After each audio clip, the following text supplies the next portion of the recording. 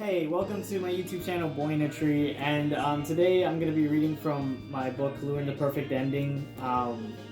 So I'm going to be reading from chapter 1, the first chapter of my book, and it starts off with the main character, Lou.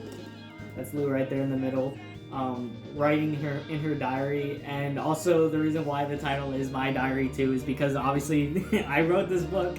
So, and when I first wrote this diary, like this beginning part, it was completely just from my head. It was completely like just kind of subconsciously, just a subconscious flow of just ways of thinking about, I guess, the end of the world. So I guess disclaimer. I guess if you really look into, if you really listen and really read, it's kind of negative. It's pessimistic, but but the reason why is because, well, obviously the main character Lou is in it's also to show that Lou is in a fragile state of mind at that time. So it just foreshadows the whole first chapter. That whole diary entry foreshadows the way the story is going to flow. It's just the perfect way of just showing where Lou's mind is at and why and how she continues kind of to devolve. So that's the beginning of the story, and that diary, her diary entry, my diary entry, is just to foreshadow the whole story. So yeah, so that's what I'm going to be reading right now, and I'll talk a little bit about it afterwards. Let's go. I'm kind of giving up and embracing the end of life.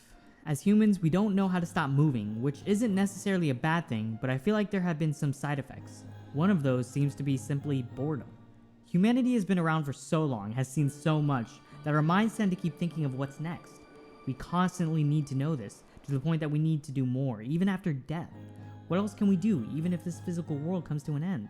If it does, how will it end? And will there be more to do? Will it be amazing or underwhelming? Will it be quick or slow? Clearly there will be an end for us individually, but will there be an end for humanity in general? Should we fight it or give in to it? I feel these questions are thought about more and more as time goes on. Or is it just me? We fantasize about how these things will play out, simply out of boredom, creating worlds and situations that may seem ridiculous and letting our imaginations take control, watching heroes face complex situations, trying to answer these questions, and wondering what we would do if we were in their place and how we would react. How would we react in the face of the end? Because there must be one, right? I'm leaning into this idea of finding an ending so that we can move on, and maybe even end up somewhere better. I feel that we're already in the process of ending, so why not go all out and forcefully conclude it all?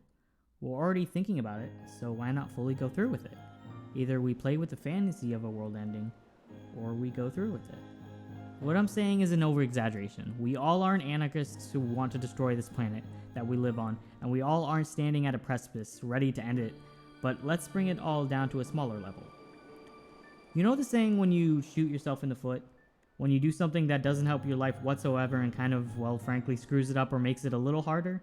Even when it would have been simpler to avoid the pain or annoyance, and you could have just approached the problem and solved it right then and there. But you didn't, so you let the problem drag on and expand. When you consciously procrastinate or decide on something that doesn't help a situation. When you purposely hold back. When you could have given your all. When you lie, rather than just tell the truth. We all do this, but this way of thinking, I feel, could be growing on a bigger scale. We have those moments where we get mad or frustrated, knowing we could easily just calm down and focus. But sometimes we don't. We let ourselves fall into these chaotic emotions, and maybe we just want to. We embrace the idea of our own whole world falling apart. Our world is controlled by us. It reflects the way we think, and manifests our ideas into reality. We imagine a world that's dying, and some of those ideas bleed into our reality. As the ideas manifest into reality and the end comes closer, we all begin to get desperate.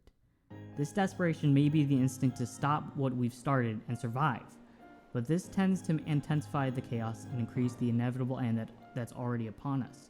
Our desperation can drive us to make decisions we never thought we would make. It can push us to create bargains we never thought we would accept. We would sign our souls away, thinking it's all for the better. but realize we simply don't know what else to do, not realizing we've just made it worse. We unknowingly have made this problem and are making it worse. We've created this cycle that we don't know how to stop. Maybe we also become frustrated, realizing life isn't perfect, so we give into that idea and watch as we all slowly fail. We realize that life will never be perfect, and there will never be an unspoiled utopian future, because humans will always find a problem within themselves or the world that we share. To live a perfect life would be to exist in a fantasy, which is escaping from our day-to-day lives and nothing more. We all must conclude that nothing is pure and won't ever be. So rather than looking for a way to live perfectly, maybe it would be easier to help us end it all? These thoughts are pessimistic, I know. I just thought putting this vision into words would eventually be a way to convince myself to think differently about the end. However, I realize that there is no way of fighting it, because I am constantly finding myself embracing the idea. I feel like we're destined to fail, because that's what people subconsciously want. I'm just looking for a way to let the story finally end. I'd do anything to try and finally find that perfect ending. Is there such a thing?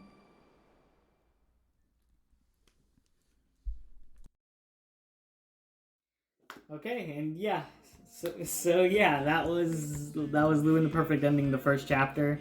I eliminated, again, if you actually read the first chapter, I eliminated it, like reading it right now. I eliminated little pieces here and there, but it's really minor. But after that diary entry, it fully goes into the rest of the story. It jumps into the actual story from her diary entry. And so yeah, you can see why it is kind of negative, talking about the end of the world and how let's just give into it. You see what I mean? It's pretty negative. But again, what I love about that entry was I did edit it obviously afterwards, and then just cleaned it up so that it foreshadowed more of the whole story. But it still was, and I left in a lot of the subconscious flow of the story of that diary entry, because in a sense that's what a diary entry is, right? It's just you writing down your feelings and just letting it out. So that I try to kind of leave that feeling. And yeah, her feelings are quite negative, clearly. So yeah, that was it. I don't know if maybe I'll do another talking video like this. Obviously on this channel, on BoyandaTree, I do drum covers. I've been doing a lot of drum covers lately. I've been just diving into that and throwing them onto this channel. But I still want to do these talking videos, so I'll see in the future if I maybe talk about this diary entry, the Lou's diary, a bit more in detail of, like, you know, I don't know, specific things that I just want to talk more about. But we'll see. I'll see about that in the future. But either way, thank you for watching this, and stay connected.